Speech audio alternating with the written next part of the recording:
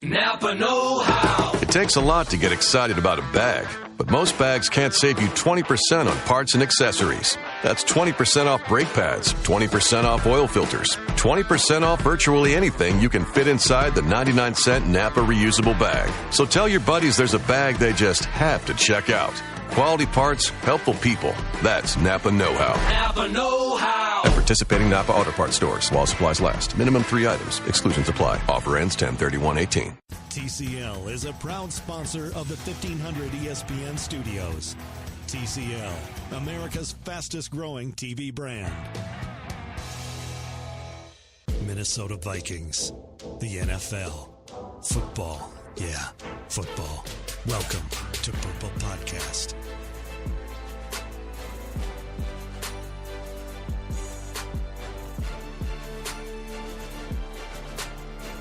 Hello, everyone. At 11:13, Matthew Coller and Manny Hill over here from 1500 ESPN. We're the guys over by the big giant sign. We are here for a live taping of the Purple Podcast. If you have never heard of the Purple Podcast before, it is a all Vikings podcast, and I suggest that you use your podcast app and go download it and give us a listen. We do about 5 episodes a week. I connect with former NFL quarterback Sage Rosenfels. We do a live show on the air, so please give us a check out there, download our podcast, and we're going to be talking for about the next half an hour all Minnesota Vikings football as you watch the Milwaukee Brewers play baseball. And we've also got something cool by the end of the night here. We are going to be giving out Minnesota Vikings tickets as well. Yes. So this is very cool. And Manny, we've got a bunch of these that we're going to do, these live events. So just before we get started on Minnesota Vikings Talk, I just wanted to let everyone know that they can see us, talk football with us, connect with us at one of these live events in Roseville on the 25th of October, on the 8th of November in Plymouth. We'll be in Bloomington on November 29th, and then December 13th in Burnsville. We will give out those dates again if you forget them. So this is actually my debut on the Purple Podcast, believe it or not. You've never been on before? I've never been on before at all. All right. Well, Manny, are you ready to put your basketball aside? I can do that for now. The season's starting in a couple weeks, but I can put it aside for now. Put your Jimmy Butler drama aside.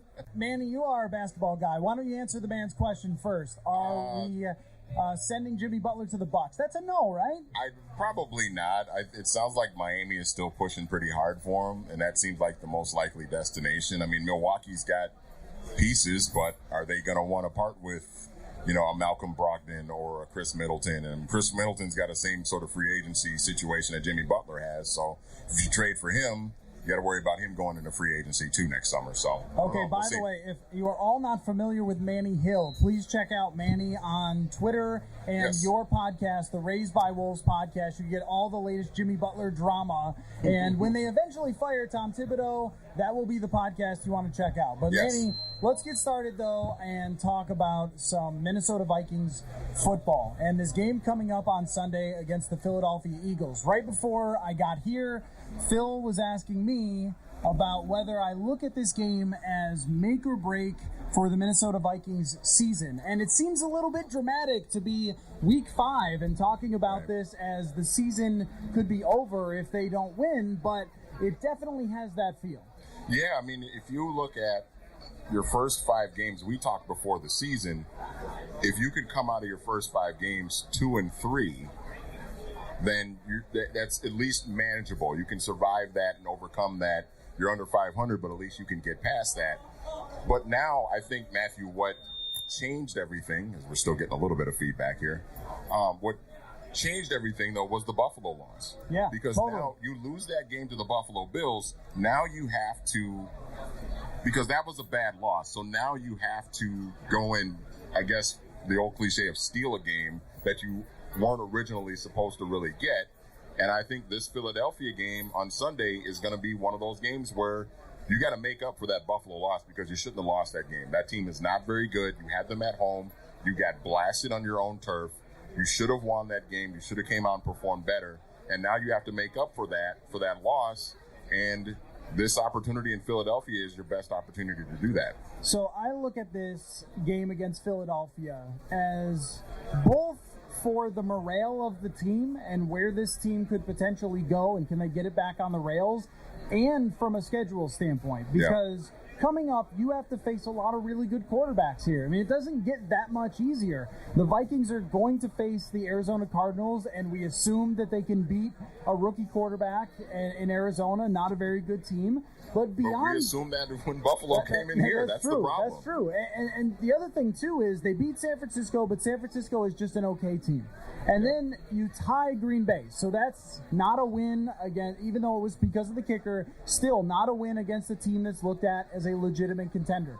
You go out to LA and play pretty well, but you still come away with a loss, and you're still saying to yourself, you need to beat some teams that are Super Bowl contenders in order for us to believe that you can be a Super Bowl contender. You have to have your defense at some point find a way to stop a very good offense on the other side. And Philadelphia, I think, will start to get it together with their offense, that it hasn't been that impressive yet, but Carson Wentz is just coming back. So you have to get some sort of momentum going, some sort of big victory that can sort of slingshot you back into feeling like you deserve to be a contender, because if they lose this game in Philadelphia, I think inside the locker room, guys will be looking at each other and saying, we're just not what we said we were going to be. Yeah. We're just not as good as we thought that we could be when we were going through OTA's training camp and when we signed Kirk Cousins.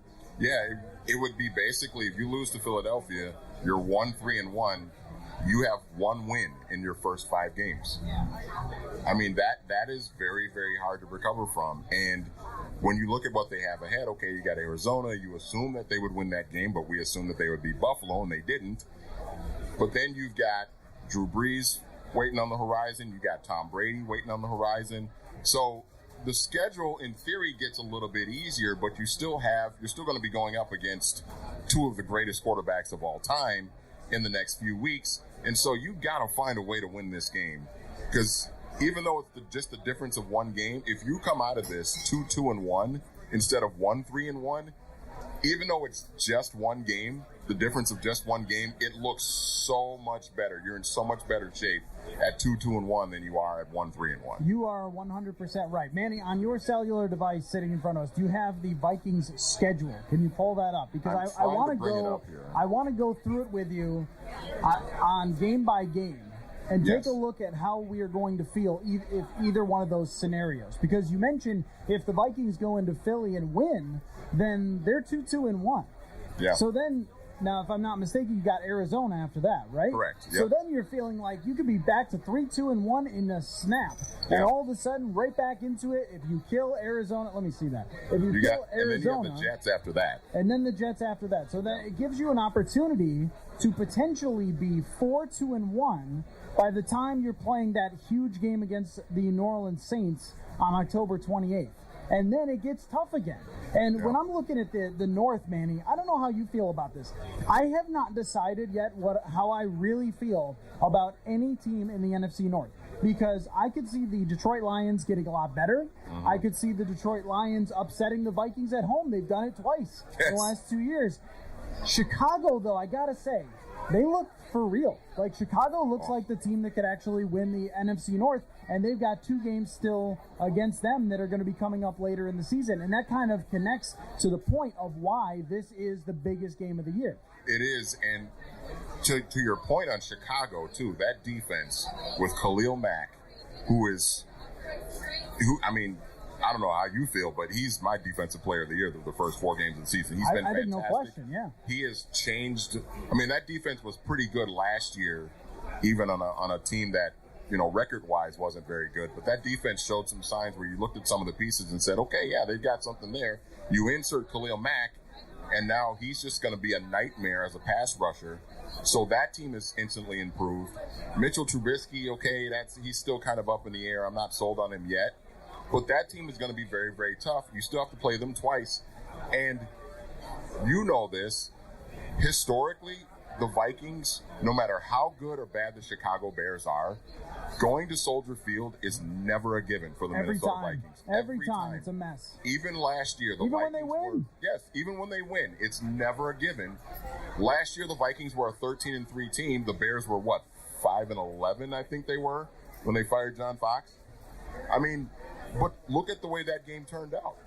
They won by a field goal at the end of the game. And it took an interception by Harrison Smith to win it. Yes. So every time the Vikings go to Chicago, it's always a struggle whether they end up winning or losing that game. And now you factor in, you've got Khalil Mack coming off the edge as a pass rusher.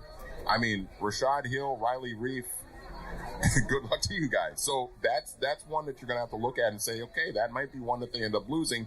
So these next two games, after Philadelphia, Arizona and the New York Jets, absolutely must win those football games. All right, man. Absolutely have to. Let's talk about position by position here in a second and what the Minnesota Vikings are up against with the Philadelphia Eagles. But first, just anybody who's coming in, sitting down, the two guys over here talking. We're doing the Purple Podcast, all Minnesota Vikings talk. We're going to have some Vikings tickets to give away at some point here. So if you fill out a little name thing and you drop it in the box, then you can have the potential to win. We've also got some other prizes here that Fensky is giving away. So feel free to stop over. If you have a football on you, you can throw it at us and we'll catch it and throw it back to you.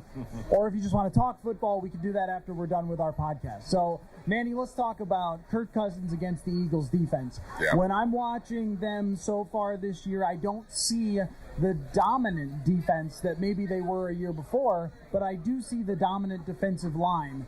Is there any way in your mind that the Minnesota Vikings can find a way to keep Kirk Cousins from being supremely impacted by pressure, as he was at times against the Rams, though I would also say he made some great throws under pressure as well against the Rams? Well, I think the key is going to be obviously the offensive line, and I know people that are listening are going to be like, oh, they're always talking about the offensive line. Well, I know. It's an issue. It's an issue, and it has been an issue. And when you look at, I'm looking at two guys on the Philadelphia defensive line. One is Fletcher Cox, who is one of the best, not just one of the best defensive linemen, one of the best defensive players in the NFL. So he's going to be trouble on the inside. And then on the outside, you got Brandon Graham and you got Derek Barnett, who are really good edge rushers. And so it's going to come down to, can Pat Elflein and or Tom Compton or someone else on that interior on the offensive line for the Vikings, are they going to be able to contain Fletcher Cox? Because that is going to be a tall order. And then on the outside, I mean, Riley Reif, I think, is one of the toughest guys on this offensive line, one of the toughest guys in the NFL, because he's not 100% and he's playing about as well as you can ask for a guy who's dealing with an injury. And then, Rashad Hill on the other side, is he going to be able to protect the right side for Kirk Cousins? Because we know from what we've seen from Kirk Cousins is he doesn't always sense pressure. He doesn't always step up in the pocket like he needs to. And so it's going to be really important for those guys up front to be able to protect him as much as possible, because I don't know if you get enough pressure on Kirk Cousins if he's going to be able to withstand a lot of the pressure that the Eagles can provide up front. I think what we're going to find out is a little bit more about the Vikings offensive coordinator, John DeFilippo, in this game, because, for one, even though the Rams had very good pressure, it's different pressure than off the edges. Right. So we saw even Buffalo's pressure off the edges dominate the Vikings. It was mostly coming from inside against the Rams, which they found ways, even with guys in his face, to get passes off and make big throws. But off the edge is different, because you mentioned it, that Kirk Cousins over his career, it's like, stop me if you've heard this one before, fumbles the ball at times, right? Yeah. And it happened against the Rams. Yeah. It has been an issue, and Kirk has talked about it at length. And rushing off the edge seems to be his Achilles heel. And that is what the Philadelphia Eagles do best. I mean, they have 4 guys who could start on every single team in the NFL. And that is crazy to think about, what they're able to do with their pass rush and mix guys in and keep guys fresh. The fact that they have Brandon Graham going up against Rashad Hill. Last year, that was a bloodbath when they got to the playoffs, and that cannot happen again. So they have to find ways to keep those edge rushers from pressuring Cousins from behind, getting to him at the top of his drop where he's going to be bringing the ball back. And I think the answer to that, unfortunately, is a guy who's been injured at practice and hasn't played a lot, which is Dalvin Cook. If there was one guy who could find a way to mitigate that pressure from the outside, it would be Dalvin Cook, and now I think John DeFilippo is really facing an uphill battle with the fact that he's either not going to play or he's not going to be 100%. Yeah, and what was interesting from the Rams game with Dalvin Cook, too, is, okay, he had, 10 carries for 20 yards. So, obviously, they weren't able to run the football very well. And you're going up against Ndamukong Suh and Aaron Donald. I mean, good luck running the football against those two anyway. But what we've talked about with Dalvin Cook is the element of the passing attack with him is getting him out, finding a way to get him out in space to where if you're not able to just run it up the middle, which is going to be tough to do against Fletcher Cox anyway, we'll find other ways to get him the football and get him to rack up yards. And one way to do that is to get him involved in the passing game. He wasn't targeted at all against the Rams last week. And so I'm looking at John DeFilippo and saying, okay, where is that? Because that can be a factor in Dalvin Cook's game, that if he's not running the football well enough, or because the offensive line isn't giving him enough holes up the middle to run, try to get him out in space on the outside in the passing game, because that's how you can make up for 2 yards a carry. And I would say, too, if you look at the cornerbacks, Jalen Mills specifically always gets beat on a double move. Yep. If they can find ways to use their play action to get the ball in the hands of Thielen and Diggs, they are going to create big plays. I mean, Kirk Cousins, when he signed here, had to have been looking at these two guys on tape and said, yeah, this is where I want to play. I want to play with wide receivers who are going to help me throw for 5,000 yards, because with these two guys, you can do it. And, Manny, when I went back and watched the game, I saw the same things that we've gotten used to seeing with Stephon Diggs and Adam Thielen, but at such a high level in that Rams game, when you have anyone short of a great cornerback, or if a cornerback is hobbled like Marcus Peters was, they can dominate that matchup. So there still should be an opportunity, even though Cousins will be under pressure, to find big plays to those two wide receivers. Now, let me turn it to the other side and Carson Wentz.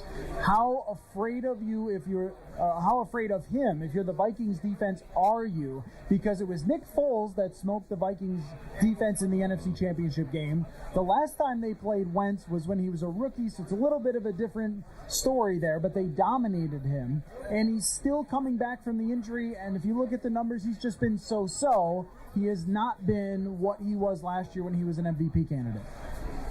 The way I look at that is it's tough, because you almost wish the Vikings could have gotten him on his first or second game back, like what the Colts did or the Titans did last week, because now you kind of feel like, okay, he's gotten a couple of weeks now to play. Now he's starting to get his legs underneath him a little bit more, and now I think if you're the Vikings, your biggest fear is that, okay, is this the game where Carson Wentz starts to look like he did last year before he tore his ACL? And that's going to be something that we're going to have to look at. But we know how good he is when he is healthy and when he is ready to go. For me, I think the most important thing for the Vikings defense, get pressure. And that has been a huge, huge issue for the last couple of weeks, that Everson Griffin has not been there. And we know what the situation is with Everson Griffin, and it doesn't look like he's going to be back anytime soon. So they've got to find a way to get more pressure, because and part of this was because of how good the Rams offensive line is, they got no pressure on Jared Goff last week. And that was part of the reason why their defense got shredded. And I'm looking at Anthony Barr. And we've talked about this. Obviously, he struggles in pass coverage. That's been a problem for him since he came into the league 5 years ago. But now, okay, you don't have Everson Griffin, so your pass rush is missing an important piece, probably your most important piece in that aspect. So now, are we going to see Anthony Barr put a hand down and become a pass rusher more? Because we all anticipated that we were going to see more of that going into this season anyway, and we haven't really seen that at all. So here's what I want you to do for me, Manny. About the Minnesota Vikings defense, I want you to, out of 100%, assign percentages of blame on why things have gone wrong. So let's start with, and you mentioned Anthony Barr in coverage, and it seems like opponents are able to find a way to isolate him in coverage. Yeah. So I'm not going to put a whole lot on Anthony Barr, and I don't think you would either, because you know what he is and what he can do for you, and covering a wide receiver one-on-one is not one of those things that he can do for you. How much do you blame it on opposing teams smartly figuring out by now 5 years of Mike Zimmer in the NFL as a head coach with this team, do you think that Mike Zimmer's defense is being figured out? And how much do you blame on the head coach of this team that they have not been one of the better defenses in the league so far? What's your percentage out of 100? I think you got to put a big percentage of it. I mean, because this is 90%, I would think, just because this Okay, don't use up that much, Manny. Because I've got some other ones to throw out there, too. Well, Let's think of it as a pie chart. So let's say there's going to be 5 different things. Okay. I would say I'll go 60% on Mike Zimmer then. Wow, okay. Well, because here's the thing. He's built this defense, and he's kind of handpicked a lot of these guys. Now, some were already here. I mean, Everson Griffin was already here and everything. And, Xavier Rhodes, Harrison Smith were already here. But when you look at – because what was the thing we've always talked about with Mike Zimmer when the defense has performed well? Adjustments. Right. Yep. He's always been very good with adjustments. Well, the problem now is teams, the last 5.5 games, if you will, going all the way back to the second half of the Saints game in the playoffs, teams have been able to move the football on this defense. They have, yeah. And we're waiting for Mike Zimmer to make that adjustment because we're so used to him making those adjustments. So now it's like, okay, Zim, this has been going on for 5.5 games now. What adjustment that you have been making for so long, what adjustments are you going to be making now? You have to you have to do something because you can't just sit back and just say, well, we're going to play the same defense we've been playing because it's been working, because now that's how coaches get in trouble. When they don't want to adjust and they don't want to make adjustments to the defense that they have or the system that they have or the scheme that they have, they end up you get in a situation like Tom Thibodeau with the Timberwolves where you're still trying to play the same defense you played 10 years ago in Chicago, and it's getting shredded because you haven't made any adjustments to it. So that's where I look at Mike Zimmer and say, okay, yeah, I know you've got young guys in the secondary, which we'll get into, but how do you find a way? Teams are finding a way to put Anthony Barr in isolation, in space, having him defend wide receivers, which he can't do. So now what are you going to do to counter that? So that's my next one for you. So you think 60% is on Zimmer. I think that's a little bit high. I think I might go like 25%. Okay. And let's say out of 4 factors, okay? And the next one is on the secondary. And it's not just that it's young guys trying to play out there with Mackenzie Alexander at the slot corner and Mike Hughes having to fill in, but also you lose Terrence Newman to retirement, and Trey Waynes and Xavier Rhodes have been hurt in almost every game where you've had to fill in certain spots for them, especially Trey Waynes. He gets hurt in week 1 and Mike Hughes has to come in. And then last week he's out for half the game with a concussion, and they might be without him again, which could be a real serious concern. Even though the Eagles don't have unbelievable wide receivers, that's a pretty serious concern if you don't have a starting corner and the other 2 guys haven't played very well. So how much goes on the combination of having to play young corners and also the fact that they have had injuries and a retirement? Well, I mean, yeah, I think you have to put a big portion of that on the corners because, especially Mackenzie You Alexander. used most of your portion, Manny. I know. But here's the thing, though. The reason why I go back to Zimmer is because, I mean, he handpicked Mike Hughes and he handpicked Mackenzie Alexander, and those guys are not performing. Now, Mike Hughes, you give him a little bit of a pass because he's young and he's a rookie. But Mackenzie Alexander, man, I mean, dude. It hasn't gone well. It has not gone well at all, and they need him now more than ever because if Trey Waynes can't go, you're probably looking at what? Hughes on the outside? Yeah. Probably. Yeah, or Alexander on the outside and Hughes on the inside. But who out of those 2 guys, who would you much rather have on the outside? At this point, that's a tough choice. I think the fact because that Alexander's so bad as a nickel corner right now that the fact that he was still able to win the job instead of Mike Hughes, I would probably have him on the inside and Hughes because he's more comfortable with that coming from college to play on the outside. And that's kind of how it looks right now. I mean, as we record this going into Friday, so we'll see because you never know with concussion when the guy's going to be cleared or not. But That's a really tough choice. So what percentage are you using? Because I would say if I'm giving 25% to Zimmer, and you are clever in the way that you tied these two things together, Manny, I'll say that. But I think another 25%, I think it's just as much Zimmer as it is Terrence Newman was a coach on the field. Yeah. And having him retire, badly, we didn't think at the time it was going to be this big of a deal, but it is. Well, and I think part of that was because I don't think we really anticipated Mackenzie Alexander being as bad as he's been. Now, I think we all knew it was going to be a downgrade at that position from Terrence Newman, and we all kind of knew, like, Mackenzie Alexander is kind of looking over his shoulder at Mike Hughes right now, but he's been a complete disaster in these first 5 games. He just hasn't. I mean, he had the sack on the blitz in overtime against the Packers that kept the Packers from kicking a field goal to win that game, but outside of that, he's done nothing for this defense at all.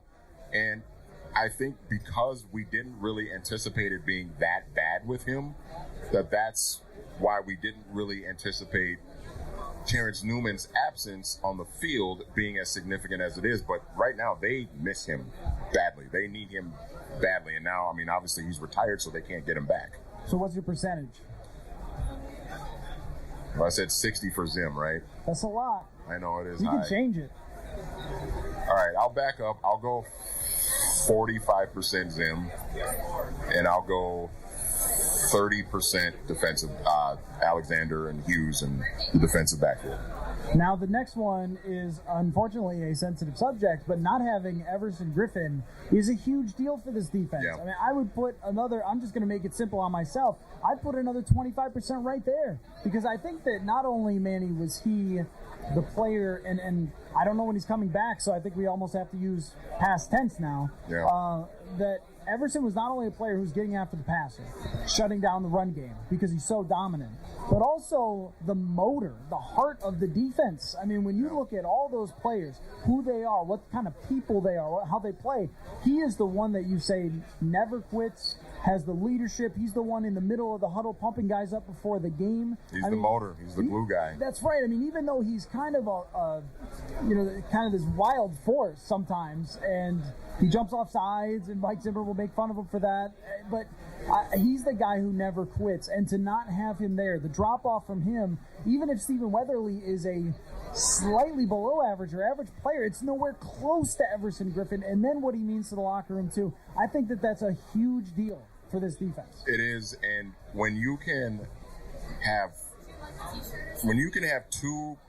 two really good pass rushing defensive ends, if you got Griffin on one side, you got Daniil Hunter on the other side, it just makes it changes everything for your pass rush. Now you could take Daniil Hunter and, if you got Griffin out, you can take Daniil Hunter and put him on the other side, and he might do okay, he might do fine. I mean, he's a good player, but when you don't have that full 100% strength in your defensive line, it shows, and it's been showing. And now, when you have both of those guys, you can't really key on one and take them and neutralize one and take them out of the game. But now, you put Daniil Hunter, whatever side he's on, it's much easier to neutralize your pass rush because you only have to take care of one guy.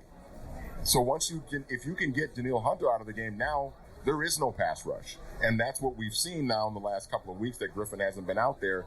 So, and that's where I look back at Anthony Barr, and they've got to find some kind of way. If Barr is not going to be able to cover to stay with guys in coverage, you got to find a way to get him to impact the game in other ways.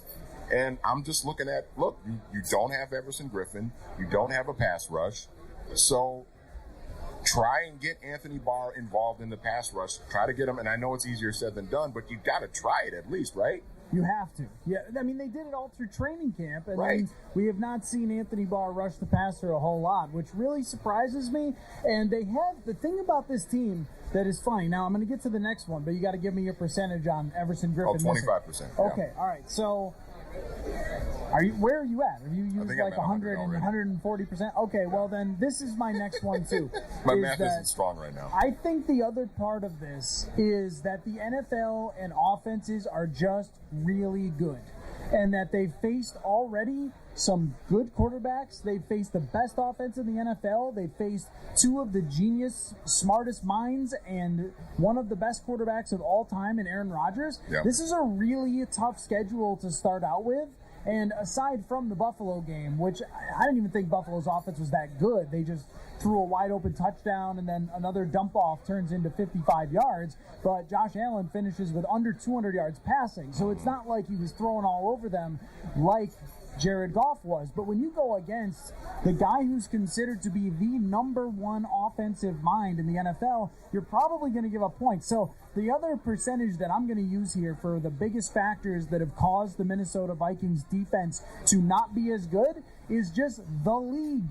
And also I would say that there's regression that's going to come here in a good way for the Vikings, where they are not giving up 465 yards because the teams they're facing are just not as good.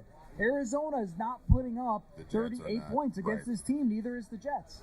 Yeah, I agree. And the other thing, too, is when you look at, to your point, the passing numbers right now around the league are just astronomical. I mean, you got, what was it, through the first 4 games, I think there were like 3 or 4 quarterbacks that were on pace to break the single season yardage record or something like that. Now, that's probably going to change a little bit. When Ryan Fitzpatrick throws for 400 yards 3 games in a row and then gets benched, I mean, that tells you about the video game numbers that offenses are putting up now. But you also have the roughing the passer thing that everybody is up in arms and worried about now. And what's happening is these roughing the passer calls are being made. Drives that otherwise would end are being continued. That's true. Which is giving opportunities for these quarterbacks to put up even more numbers. And I mean, the Vikings haven't so much gotten bitten by this bug yet. I mean, they kind of did with the Packers a couple of weeks ago with Eric Kendricks. But you know, that is an issue around the league, and teams are now. I mean, the defensive approach is different now because these guys are worried about hitting the quarterbacks because they don't want to get a 15-yard penalty, and so now now you're seeing offenses around the league take advantage of that. I don't know if it's. I tend to think it's going to die down a little bit, but I don't know because they're still calling these penalties, and these quarterbacks are so good, and there's so many good wide receivers and running backs across the league. This league is so talented now that it's almost like we have to taper our expectations in terms of numbers for a lot of these defenses that are, you know, where if a guy throws for 350 yards against you, it doesn't necessarily mean you had a bad day defensively. It just means that that's where the league is right now. And the Vikings offense is just going to have to respond, and that's why they went out and got Kirk Cousins, because they knew it would be tougher this year. For the people who are just sitting down over here in the corner, Matthew Coller along with Manny Hill. We're from 1500 ESPN. You can find Purple Podcast at 1500ESPN.com and wherever you download your podcasts. Also, we are giving things out tonight over here in the corner. You can sign up to potentially win Minnesota Vikings tickets against the Arizona Cardinals, plus a $100 NFL Shop gift card. Also, we got tickets to a Wolves game against OKC, in which Jimmy Butler will have been traded by then, maybe. And also tickets to a Wild game against the Blackhawks. That's always a good matchup when the Wild go against the Blackhawks. So we will be giving those away, drawings over here in the corner, if anyone wants to come by here at Lucky's 13 and talk with us. So, Manny, before we wrap up, I want to talk about the first quarter of the season. And when you look around the league, who you think is for real and who is not for real. So give me 3 teams. If you got to use your phone, go ahead. Put it right here so I can see it. Okay. If you've got to give me 3 teams that you think are definitely for real, that could definitely win the Super Bowl right now. They are who they look like. And then 3 teams who you think, no way, that's not who they are. They're either going to be way better or they're going to fall off. Or an NFC team or an AFC team that has had a bad start that you see as a legit contender. Well, what was it? Rams, Vikings, Patriots? So would that be the Patriots and Vikings being better than they look so far? Is that what you mean? Okay, thumbs up on that. All right. Thank you, sir. Well, I'll start with the Rams for sure. I think everybody would agree. They are absolutely legit. Sean McVay is an offensive genius. They have a lot of talent on defense, and they can score with anybody in the league. And they've got the quarterback who is accurate, who has made great strides over the last couple of years. They have arguably the best running back in football. They've got a deep, very talented, fast group of wide receivers. Their offensive line is very good. And they've, like I said before, they've got talent on defense. They don't have a kicker, Manny. Rams don't have a kicker. We know that could be a concern. It could be. I mean, they could go 15-1, and then their kicker misses a kick in the NFC Championship That would never game. happen. Yeah, that'll never happen. So yeah, the Rams are definitely one. You know, it's a little. I mean, the Saints were my Super Bowl pick at the start of the season. You remember when I did Saturday Sports Talk with you and Judd. R.I.P. Saturday Sports Talk. Yeah, I mean the Saints. I think I'm a little bit concerned about their defense because their defense was really good last year. I don't know if it's as good as it was last year, although they do have players. But I would say, I think if you're talking about the two teams in the NFC, I think the Rams and the Saints are probably the two best teams in the NFC right now. On the AFC side, as far as the AFC goes, Kansas City, I love Patrick Mahomes. Same. I think you love Patrick Mahomes too. Mm-hmm. Their defense scares me a little bit because they've given up a lot of yards, they've given up a lot of points. But to our point before, is that just a product of the league and the way the league is, where teams are just scoring a lot of points and moving the ball? But I think Andy Reid at some point has got to get back to a Super Bowl and put himself. I do too. He's one of the best coaches of all time. He is, and the job that he's done with Patrick Mahomes. I'm watching that Denver game on Monday night, Matthew. Every time the Chiefs defense was on the field, they're putting the camera on Andy Reid sitting with Patrick Mahomes, like on the bench, just talking to him. Yeah, like that is fantastic. You got Andy Reid, who has coached, this is his 20th season, I think, as a coach as a head coach in the NFL. He's seen all kinds of quarterbacks, all kinds of players, and he's got this kid in his second year, and he's talking to him in between every single possession. That's special to me. I love the kid. I like what they got going. So I think Rams, Saints, Kansas City right now for real for me. And New England is New England, but you know. Yeah, New England is almost exempt from this conversation because of the number of times that we have said, Tom Brady will fall off at some point. And then I watched a couple throws that he made against Miami. Nope. Yep, he's fine. He is still great. And Sony Michel, their running back, I think is a special guy. So they're going to find ways to get him the ball. They've got Josh Gordon now, who, if he gets it together, which sometimes guys do in New England, that could end up being a amazing offense. They got Cordero Patterson, who's being productive for them too. No surprise there. No surprise for any of us to see Cordero Patterson actually doing stuff. I think Cincinnati is the real deal. I know that they lost Tyler Eifert, and that was big for them. But 3-1, I think Cincinnati is a very good team. So I'm picking them. I won't pick the same as you, but I'm agreeing with you for sure on Kansas City and buying stock of Patrick Mahomes. The team that I think that could be better, that kind of concerns me at the same time, but could get it together, is Atlanta.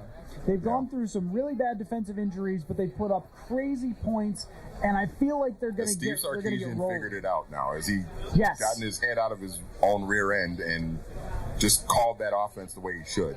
And I will agree with you on the Rams. I also think that the Pittsburgh Steelers are for real in being bad. I do not think that they are a good team. I think that run is over. They are a non-playoff team to me. The team I am very intrigued by. So you can give me I have two teams that I am most intrigued by in the NFC, and you can give me yours. Chicago is number one for obvious reasons we talked about. You know who else? Washington. We didn't really talk about them as a legitimate contender because they don't have a great all-around team. All of a sudden, Adrian Peterson is running the ball like it's 2015 again, which I really didn't see coming. And I think Alex Smith is a really good quarterback, and that he can maybe maximize some of those weapons and work in conjunction with their head coach, Jay Gruden. They might actually win that division. I mean, I could see it happening because all those other teams are flawed, and I think Philadelphia is flawed. Yeah, and I don't think the Giants I think we're seeing that Pat Shurmur has a lot more work to do with that team than we maybe initially thought, and he might end up being fine there, but there's still a lot of work to be done with the Giants. He needs to draft a quarterback. They need to go 2-14 again and draft the whatever the top quarterback. They've got to get some offensive linemen, man. That offensive line is just a mess. I mean, if there's one offensive line that might be worse than the Vikings line right now, it's probably the New York Giants. They're in shambles over there. But they have Will Hernandez, and he is their only player. Oh, Will Hernandez. Would have been interesting. Never heard of him. It would have been interesting to see him in purple. All right. Okay, you got one more? You got one more?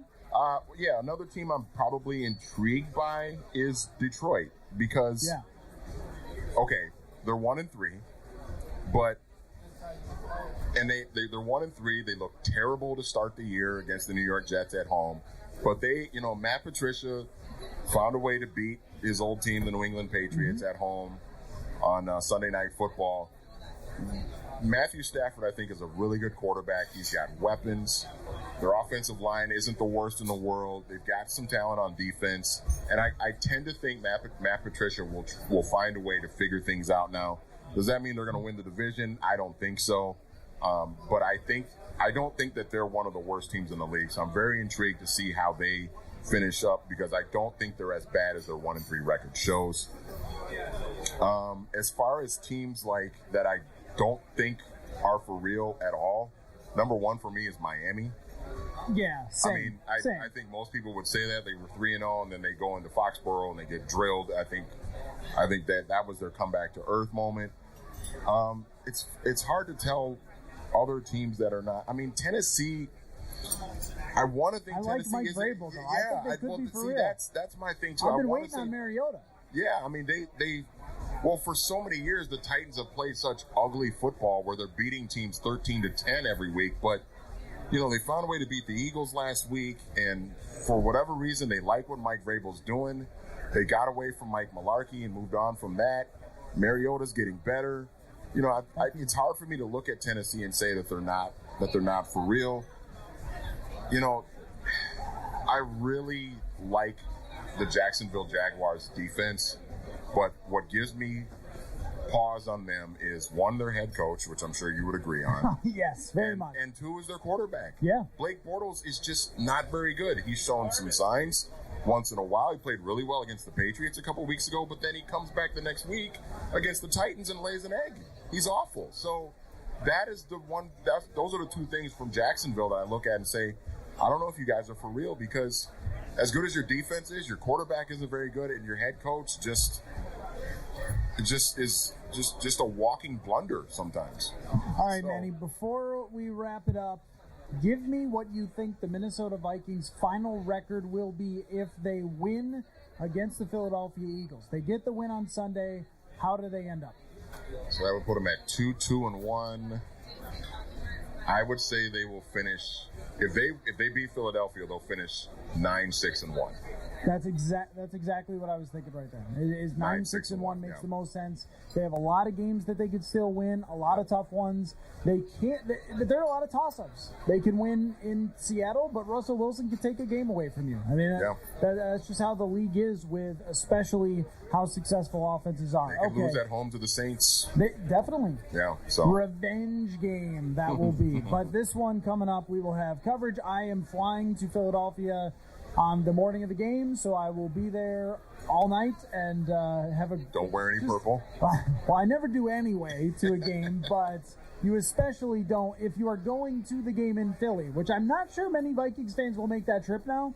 If you are crazy enough to make that trip, do not wear purple. I saw full beers thrown at people. And if you decide to wear a Vikings shirt or a Vikings jersey, wear an Eagles hoodie over it. Or just anything, just normal clothes. Just go normal. You do not have to paint yourself purple to go to a football game and enjoy it. Just wear green and you'll be fine. For your own health and safety, do not do that. Okay, let me, a couple of things here.